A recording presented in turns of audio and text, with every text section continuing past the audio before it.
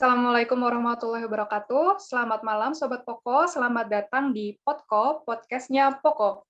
Pada episode yang ke-11 ini, kita mengundang narasumber yang keren banget nih. Dia merupakan Duta Genre DIY tahun 2020, dia juga merupakan award atau penerima beasiswa BI tahun 2020, dia juga merupakan Duta Inspirasi Sulawesi Tengah, yang mana merupakan daerah asalnya sendiri.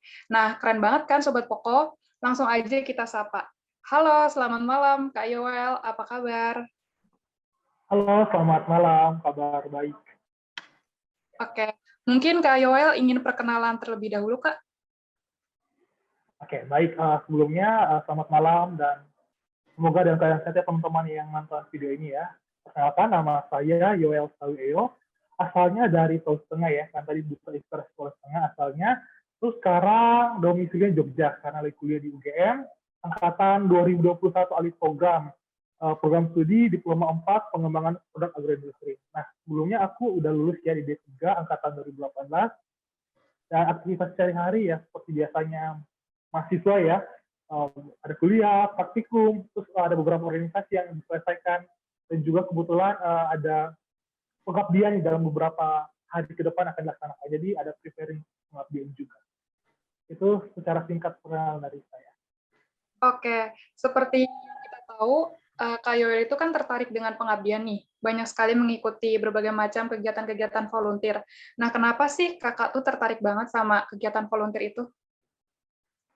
Oke, kenapa tertarik ya? Mungkin alasan dulu nih. Pasti kan ada sebab akibat nih. Awalnya jujur aja ya, aku dari SD sampai SMA bukan tipikal anak yang aktif ataupun berprestasi. Nah, mungkin dari latar belakang itu aku melihat, aku tuh nggak ada value-nya nih, nggak ada hal yang bisa aku tonjolin ketika aku menjadi seorang mahasiswa. Nah, singkat cerita dari hal tersebut tuh, kepikir nih, wah apa sih yang bisa aku lakukan biar aku bisa berprestasi? Mau bilang akademik nggak bisa juga, mau bilang yang lain seni nggak juga, olahraga juga nggak. Jadi aku cari hal yang sekiranya aku bisa.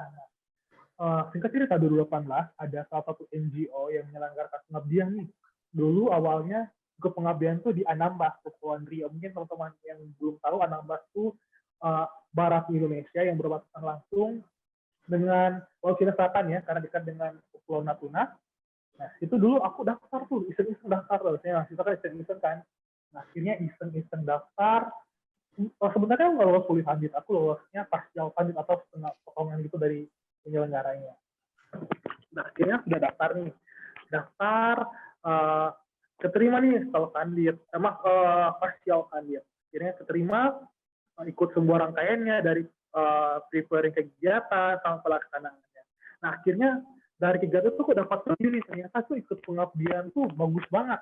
Nah, kita dapat relasi, dapat pengalaman baru nih. Kiranya pengalaman yang aku nggak dapat di kampus, aku dapat di pengabdian masyarakat. Nah, aku bisa turun ke masyarakat, bisa lihatnya gimana sih suka dukanya hidup di daerah pulau, daerah perbatasan yang aksesnya sangat kurang. Nah, akhirnya tuh menumbuhkan rasa sosial aku yang lebih tinggi. Nah, akhirnya. Terus kita bisa eksplor wisata daerah yang ada di sana dan sebagainya. Nah, satu pengalaman pertama aku ikut pengabdian membuat aku menjadi apa ya, tagihan. Oh, ternyata tuh pengabdian itu sekarang itu loh. Jadi dari singkat cerita di tahun 2018 sampai sekarang aku aktif pengabdian. Dan sekarang udah diajak jadi panitia, jadi fasilitator, dan kegiatan pengabdian masyarakat. Singkat cerita seperti itu. Oke, nah kalau boleh tahu nih, motivasi Kakak tuh apa sih setiap mau ikut pengabdian itu? Apa motivasi terbesar? Oke, motivasi. Nah, pastinya karena kita sebagai mahasiswa ya, salah satu pas kita PTS ini mungkin anak UGM pasti udah diajarin nih. Salah satu studi dharma perguruan tinggi yaitu pengabdian kepada masyarakat. Nah, dari mungkin dari PTS ini gue sangat serius ya dengan rangkaian kegiatannya. Akhirnya aku ke trigger nih, gimana caranya aku sebagai mahasiswa yang diberikan kesempatan untuk menuntut mendapatkan ilmu di kampus, aku bisa mengimplementasikan hal yang aku punya ya, ke masyarakat. Nah, dari motivasi itu, dari hal-hal yang awalnya hanya knowledge atau pengetahuan, dan aku pengen mengimplementasikan knowledge atau pengetahuan aku ke masyarakat. Nah, akhirnya aku bisa terjun dalam masyarakat, meskipun kadang-kadang di pengabdian aku nggak linear sama program studiku. Tapi aku yakin ketika kita udah punya niat baik, itu pasti akan banyak hal-hal yang kita akan dapatkan, atau hal-hal yang sekiranya kita akan hal-hal solusi ketika kita mengikuti pengabdian masyarakat di daerah-daerah yang sekiranya kita belum pernah ketemu ataupun sekiranya ilmu yang kita dapatkan kurang akan dibantu oleh teman-teman kita karena di pengabdian itu kita bekerjanya bukan secara individu tapi secara kelompok seperti itu. Oke. Kalau boleh tahu udah pernah ikut berapa kali sih Kak pengabdian? Kalau pengabdian sendiri aku kurang lebih udah 10 kali dari tahun 2018 sampai sekarang, berarti yang Mei besok ke-11. Berarti kurang lebih udah 10 kali gitu. Pengabdian yang paling berkesan tuh di mana Kak dan kapan? Sebenarnya setiap pengabdian tuh punya apa ya ceritanya masing-masing ya. Ada yang sedihnya, ada yang senangnya, ada yang campur aduk dan sebagainya. Mungkin aku kasih contoh kalau pengabdian aku di awal tahun 2020 ya, Januari 2020 di Papua, Raja Ampat ya, Papua Barat lebih tepatnya. Di sana tuh aku kurang lebih pengabdiannya tuh 10 hari. Nah, 10 harinya tuh ditumpu dengan kapal, bayangin aja teman-teman ya. Kita dari pelabuhan Surabaya sampai di Papua tuh naik kapal. Nah, jaraknya tuh nggak tanggung-tanggung lagi 5 hari 4 malam ya, luar biasa. Nah, jauhnya perjalanan, ditambah lagi aksesnya yang lumayan sulit ya, dengan culture-nya sangat unik juga ya. Kalau orang-orang timur yang suaranya sangat tegas, kemudian apa ya, mungkin masih merasa, aku meskipun dari timur juga, aku masih agak culture shock juga melihat situasi di sana. Apa ada ketakutan juga pastinya kan karena kita orang baru juga di sana. Hal yang unik yang aku dapatin atau value yang aku dapatin ketika aku karena kebetulan aku divisi pendidikan waktu itu langsung terjun ke anak-anaknya di sana, pengalaman aku sangat ingat ketika kami mau pulang. Itu kesan yang paling aku sampai saat ini aku ingat-ingat. Bayangin aja ya pas aku mau pulang tuh adik-adiknya nyapa aku, peluk aku gitu, kayak banyak nih anak-anaknya nih. Terus bilang, kakak sudah mau pulang kah? Kalau kakak sudah mau pulang, siapa nanti ngajar kami di sini? Nah, itu satu kata-kata anak-anak di sana tuh yang buat aku kepikiran sampai saat ini. Wah, ternyata tuh berpengaruh itu kami di sana. Padahal tuh kalau dipikir-pikir tuh pengabdian kami itu hanya 10 hari, tapi mereka tuh udah merasa kami itu udah sangat lama dan bahkan mereka bilang kalau kami pergi siapa lagi yang ngajak mereka di sana. Nah, itu membuat aku terpukul dan aku sampai saat ini masih pengen ikut pengabdian tuh karena banyak banget pembelajaran yang aku dapatin di sana. Nah, kalau selama masa pengabdian nih, Kak, ada nggak sih kayak kejadian-kejadian yang tidak terduga? Tak terduga. Mm-mm. Ya pasti ada ya namanya dinamika dalam suatu kegiatan ataupun dalam suatu hal-hal yang kita nggak bisa kendali. Misalnya nih, kapal. Nah, misalnya sudah direncanakan kita berangkatnya tanggal 17. Oh, tiba-tiba diundur atau dimajukan karena kan kita nggak tahu nih kondisi alam ya, kondisi alami biasanya yang membuat kita adanya perubahan yang sangat besar nih, misalnya jadwalnya di reschedule ataupun karena surut nggak bisa berlayar. Dan kan misalnya kan kalau misalnya surut di daerah pulau-pulau tuh nggak bisa kan karena harus nggak ada tempat untuk kapalnya nanti. Jadi kita kalau nyebrang itu harus jalan kaki, itu berpotensi berbahaya. Jadi nunggu airnya pasang lagi baru bisa berlayar gitu. Terus biasanya hal yang tak terduga. Mungkin ini percaya nggak percaya ya, namanya satu di daerah yang belum kita pernah kunjungin, pasti ada adat istiadat yang boleh kata ya nggak bisa kita langgar. Sebenarnya agak mistis, agak nggak, soalnya gimana ya, ada teman aku yang merasa kemarin merasa kayak mungkin ada orang-orang yang punya kemampuan khusus ya, aku juga kurang tahu, yang bisa lihat hal-hal yang tak terduga gitu loh. Tapi di sini kita karena seorang pendatang ya, kita menghargai istiadatnya orang ya gitu. Jadi ada salah satu peristiwa yang membuat kami itu ya di luar akal yang kami gitu loh. Gitu. Jadi tapi itu suatu hal pembelajaran dan suatu hal yang unik yang sebenarnya kalau kita nggak ikut itu kita nggak akan tahu gitu loh. Misalnya aja kayak gini, salah satu hal yang nggak bisa dilakukan di satu daerah di Sulawesi, pas aku pengabdian, ininya itu nggak boleh cuci piring di atas jam 6 sore. Jadi kalau misalnya jam 6 sore itu kita tuh nggak boleh cuci piring dan namanya tuh kalau kita gimana? Di atas apa Kak tadi? jam 6 sore, maghrib gitulah, maghrib. Oh, jam 6 sore ya, oke. Pas maghrib tuh kita nggak boleh beraktivitas gitu loh. Saya bukan beraktivitas, cuci piring maaf. Nggak boleh cuci piring. Jadi kalau misalnya makan malam, habis makan malam tuh nggak usah, ya udah disimpan aja gitu. Jadi kita nggak usah cuci piring gitu, karena mitosnya tuh akan ada malapetaka yang akan kita dapatin gitu.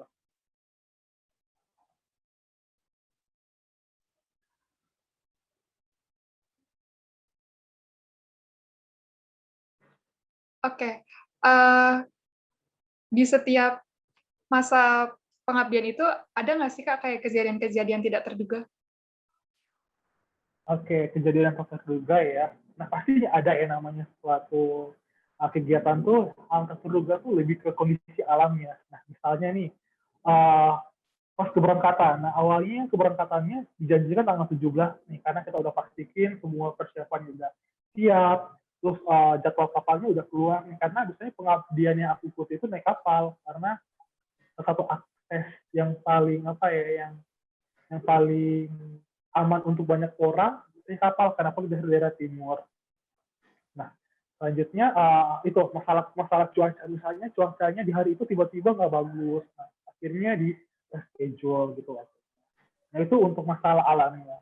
Nah, kemudian ada nih satu unik ya tak terduga, karena kami kan kita pengabdian itu di daerah yang belum pernah kita kunjungi awalnya. Nah, kenapa aku pernah berkunjung satu daerah di daerah timur juga, satu kejadian yang sebenarnya unik ya. Ini sebenarnya percaya tidak percaya, tapi ada kami dalam pendatang mau nggak mau harus percaya dengan adat istiadat di sana.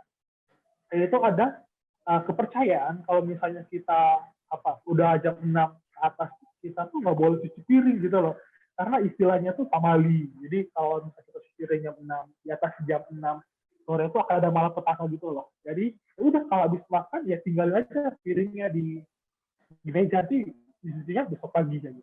Jadi satu hal yang unik yang tak terduga, yang ternyata tuh unik itu ya. Tapi ini satu pembelajaran yang aku dapatin, kalau aku nggak ikut mengupdate itu, aku nggak akan tahu gimana keunikan satu daerah. Seperti itu sih. Kalau boleh tahu daerahnya di mana itu Kak yang tidak boleh mencuci piring di atas jam 6 sore? Itu di daerah Takabonerate, salah satu daerah yang ada di Sulawesi Selatan. Mungkin pernah dengar daerah Selayar ya. Itu di daerah Selayar, Kabupaten Selayar. So, unik sih, tapi menarik. Aku suka banget dengan keramahan dan menjunjung tinggi adat istiadat yang ada di sana. Oke. Nah, apakah tiap kali pengabdian yang Kakak ikutin itu selalu mengusung tema yang sama? Seperti kesehatan atau pendidikan atau yang lain, Kak? Oke, jadi kalau pengabdian yang aku ikuti kurang lebih udah mau 10 kali ini, biasanya ada program yang sifatnya tuh ada yang lebih ke kebudayaannya, ada lebih ke daerah perbatasan Indonesia.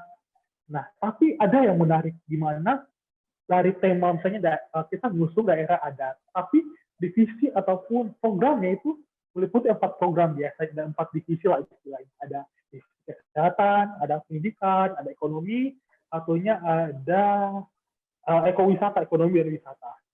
Nah, di sini tuh dari 4 divisi ini kita membuat program yang sesuai dengan apa yang dibutuhkan oleh masyarakat yang kita akan kunjungi. Misalnya nih, aku biasanya ikutnya divisi pendidikan. Kenapa pendidikan? Karena aku suka mengajar, aku suka anak-anak. Terus juga aku punya pengalaman organisasi yang sebelumnya tuh yang sifatnya tuh ngajar sama anak-anak. Nah, jadi itu aku bisa mengimplementasikan ilmu aku ke anak-anak, dari mengajar tentang inspirasi, menghitung, English class, dan sebagainya. Jadi di pengabdian tuh banyak hal yang kita akan pelajari. Gitu. Jadi temanya biasanya berbeda dan divisinya ada 4 yang aku sebutkan. Nah, menurut Kakak nih, seberapa penting sih pengabdian itu untuk para generasi muda Indonesia?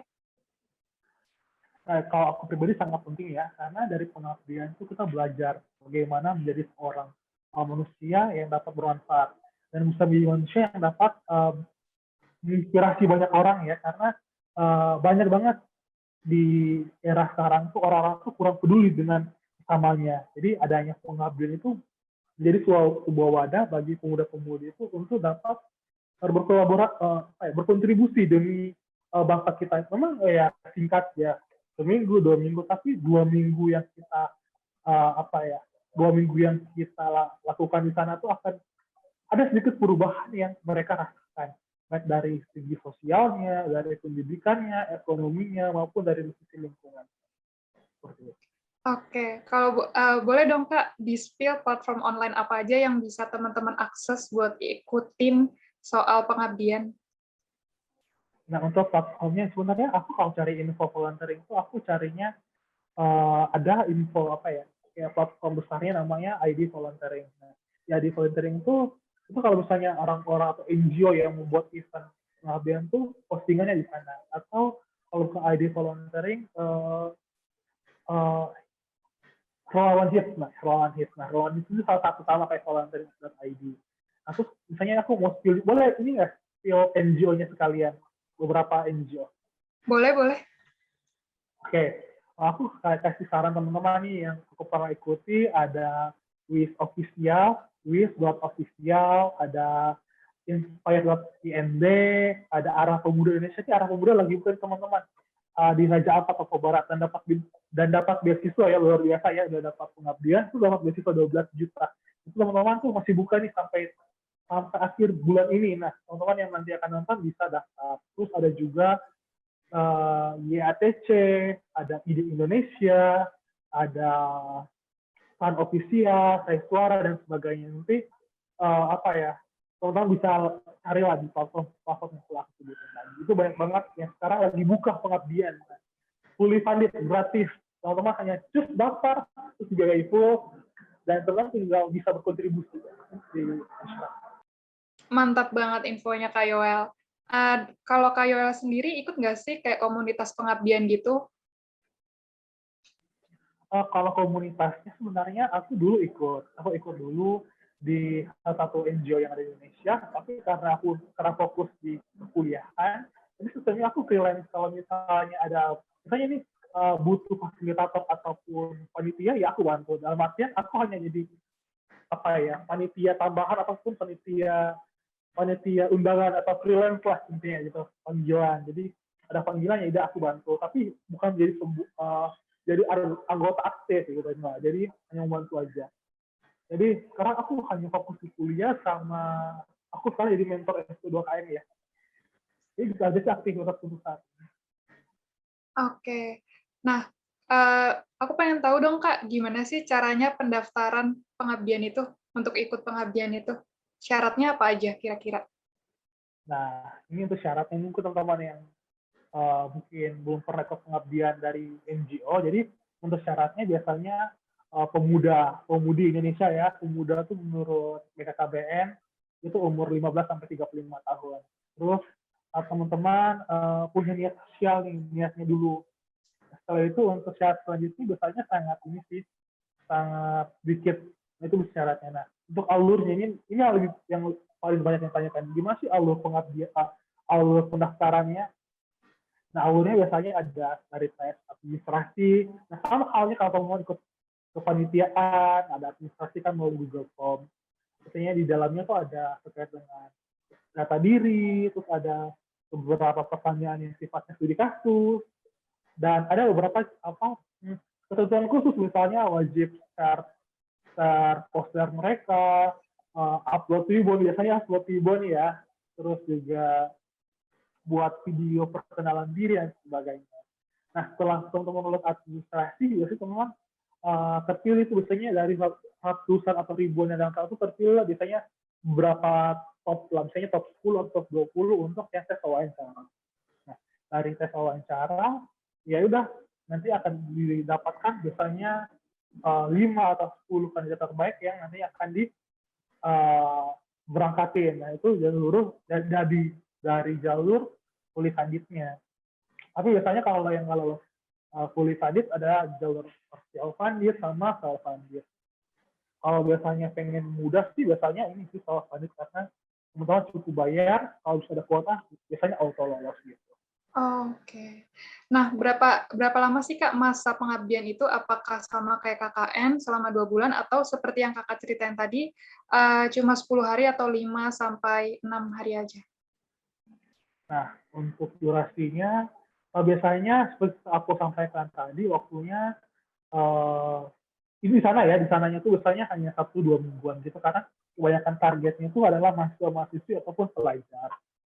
Nah, tapi yang buat lama tuh persiapannya, preparingnya tuh biasanya sampai 1-2 bulan malahan, dari pembuatan tim, terus penyusunan proker, brainstorming, sampai persiapan alat dan bahan tuh biasanya persiapannya 1-2 bulan. Nanti kegiatannya 1-2 mingguan.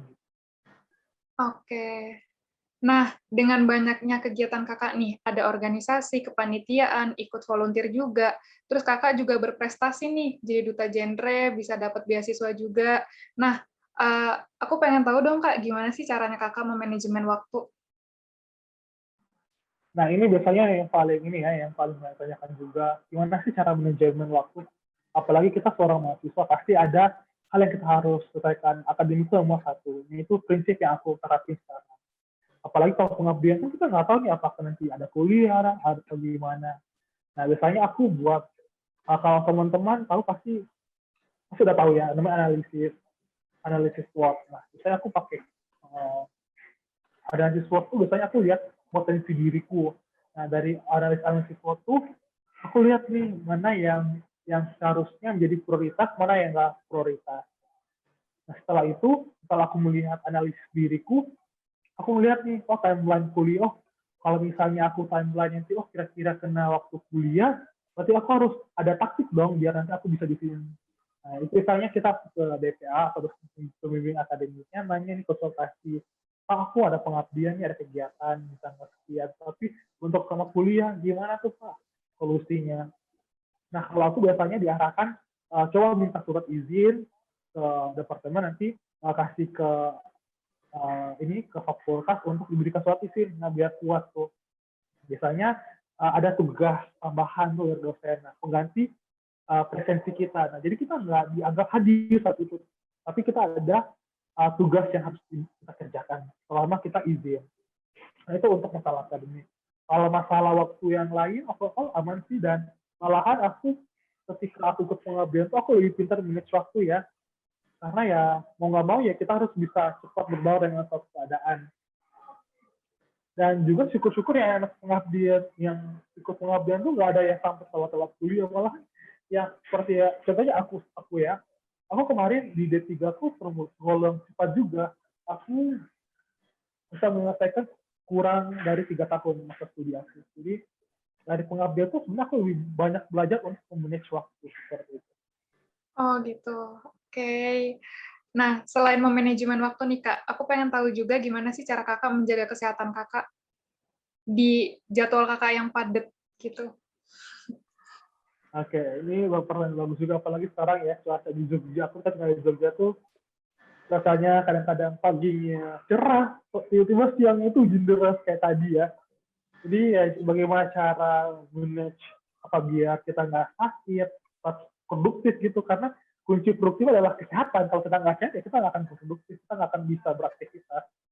Nah, solusinya gini, coba teman-teman rajin untuk mengkonsumsi makanan yang sehat. Nah, karena apa yang kita konsumsi itu akan berpengaruh ke performa kita. Nah, jaga kesehatan, pastinya makan yang bergizi, atur pola tidur. Nah, biasanya kalau aku kayak gini nih, aku hari ini ada kegiatan yang sifatnya nanti akan larut malam, atau akan ada tugas yang aku kerjakan sampai malam atau subuh. Nah, caranya biar nanti waktu tidurku cukup, ya aku tidur siang. Aku apalagi dengan tidur siang. Tadi aku tidur siang juga, ya guys. Aku tidur siang 1 jam ya. Paling lama 1 jam lah. Aku istirahat biar nanti malamnya aku bisa fresh gitu. Nah, setelah belajar ya itu aku ya tidur. Jadi kalau saya udah selesai belajar, sudah aktivitasnya ya tidur, nggak usah banyak hal-hal yang membuang waktu, nantinya akan mempengaruhi ke tingkat produktif kita. Dan itu bisa minum vitamin, banyak minum air ya, biar nggak dehidrasi. Gitu sih kalau tips dan trik. Oh iya, sama lagi olahraga ya teman-teman, karena kalau olahraga itu pasti imun kita akan bagus. Jadi harus olahraga dan tidur yang cukup dan makan yang. Olahraga apa sih yang biasa kakak lakuin? Nah, karena aku sebenarnya bukan tipe kalian olahraga yang misalnya ada bola, futsal, atau sebagainya. Itu aku jogging ya. Joggingku tuh aku mengusahakan dalam seminggu tuh 3 kali. 3 kali seminggu. Biasanya aku jogging di daerah GSP, bukan GSP, Youth Dompak UGM ya, Youth Dompak UGM. Biasanya di daerah asrama aku, karena aku kebetulan tinggalnya di asrama UGM ya. Terus di asrama aku tuh samping namanya Gor Klebengan, itu ada tempat olahraga juga. Jadi ya mengusahakan untuk olahraga. Biasanya kalau minggu makan juga jalan kaki ya. Dan juga kebetulan aku di lantai 4 ya, effort ya tiap hari, turun tangga, ya lumayan lah, makan kalori. Sehat ya, Kak. Emang jogging itu kegiatan olahraga yang paling gampang sih. Betul. Nah, di tahun 2022 ini, Kakak punya resolusi apa nih, Kak? Oke, tahun 2022 resolusiku yang paling utama tuh, karena aku udah merasa udah ini ya, umur udah cukup ya. Kemudian juga aku di akhir semesternya aku pengen aku dapat satu hal yang bisa membuatkan orang tua ya, karena ya pasti dia punya harapan untuk bisa sukses ya. Nah, resolusiku tahun 2022 tuh kuliahku selesai ya. Amin, aku 2022 udah selesai kuliah. Terus dengan nilai yang bagus pastinya, dan langsung dapat kerja gitu sesuai harapan. Dan juga aku pengen ini ya, pengen apa sih namanya, pengen tetap menginspirasi banyak orang dengan kesibukanku, produktif lah setiap saat di bidang kesehatan, dan tentunya dapat apa ya, produktif lah setiap saat. Oke. Nah, karena tadi kita sudah bahas bagaimana cara Kakak manajemen waktu, terus menjaga kesehatan fisik. Nah, kita juga pengen tahu nih, gimana sih cara Kakak menjaga kesehatan mental Kakak? Oke, ini kesehatan mental itu paling utama ya. Jadi kalau kesehatan mental lebih banyak, yang pertama itu karena mungkin aku juga sering kali juga dapat ini. Sebenarnya aku nggak bisa menjawab ya, karena aku sering banget juga kena ini mental juga ya. Karena pastinya ketika kita banyak aktivitas juga pasti akhirnya berujung ke pikiran, kayak overload juga, kadang-kadang stres. Tapi ya aku uh, bersyukurnya aku masih bisa manage-nya itu dengan cara sugesti. Aku tuh pintarnya, aku sekarang udah bisa mensugesti diriku. Ketika aku stres, aku mencari cara-cara biar aku tuh bisa apa ya, bisa nggak stres. Misalnya healing, itu istilah ini ya, anak muda sekarang yang healing. Aku misalnya suka banget kayak ke daerah-daerah yang belum pernah kunjungin. Terus misalnya kalau misalnya aku healingku tuh misalnya sukanya nonton film. Nah, itu cara-cara aku biar menghilangkan stres, dan akhirnya bisa apa ya, mencegah stres gitu. Dan juga ya sekarang aku suka buat ini ya, konten ya. Sekarang aktif di TikTok. Jadi teman-teman yang buat aku bisa sharing-sharing terkait dengan tips dan trik ataupun memotivasi anak-anak SMA yang mau kuliah. Jadi sering banget tuh kayak kasih informasi jalur UTBK, terus prodi yang ada di UGM dan sebagainya. Jadi itu suatu cara saya untuk menjaga apa ya, mental gitu. Kalau boleh tahu nama TikTok-nya apa tuh, Kak? Oke, mungkin teman-teman bisa lihat Yoel Salgio. Yoel Salgio, sesuai nama saya ya. Oke. Nah, untuk closing nih, Kak, mungkin Kakak bisa memberikan tips untuk Sobat Poko semuanya, bagaimana sih caranya supaya bisa menjadi seperti Kak Yoel, yang bisa aktif organisasi, ikut kepanitiaan, ikut volunteer, serta tetap berprestasi juga. Oke, jadi intinya gini teman-teman, selagi teman-teman masih muda, masih banyak waktu yang teman-teman apa ya, teman-teman rasakan saat ini adalah gunakan waktu teman-teman untuk hal-hal yang positif, hal-hal yang kalau cari kesempatan ikut pengabdian, dan aku tuh nggak usah pikir tuh, nggak sih, nantinya aku kalau misalnya gini gimana, nah pastinya atau lakukan aja yang terbaik. Setiap langkah baik teman-teman pasti akan dimudahkan gitu. Oh, misalnya aku nggak lolos, pasti dari nggak lolos itu teman akan belajar nih. Aku kurangnya di mana sih? Nah, dari kekurangan itu teman bisa perbaiki. Dan tahu lah teman-teman, pasti orang tuh pasti punya jatah gagalnya. Ketika semakin banyak teman-teman gagal, pasti akan satu saat teman-teman sudah menghabiskan jatah gagal. Aku dulu sebelum jadi seperti ini, aku banyak banget kegagalanku. Dari nggak lolos kuliah pandit, terus kadang aku daftar lomba-lomba nggak pernah menang, tapi aku syukuri ternyata tuh dari aku nggak lolos tuh aku dapat mengetahui diriku lebih banyak kayak gitu. Jadi di sini teman-teman selagi masih ada waktu, gunakan waktu teman-teman dengan hal yang positif, dapat inspirasi, dan tentunya selalu berdoa kepada Tuhan Yang Maha Kuasa, yakin bahwasanya teman-teman bisa, aku yakin teman-teman punya talenta yang diberikan oleh Tuhan, semua orang tuh punya caranya untuk mencapai tujuannya. Mungkin dari aku sekian. Iya, bener banget, Kak. Keren banget nih tips-tips dari Kak Yoel.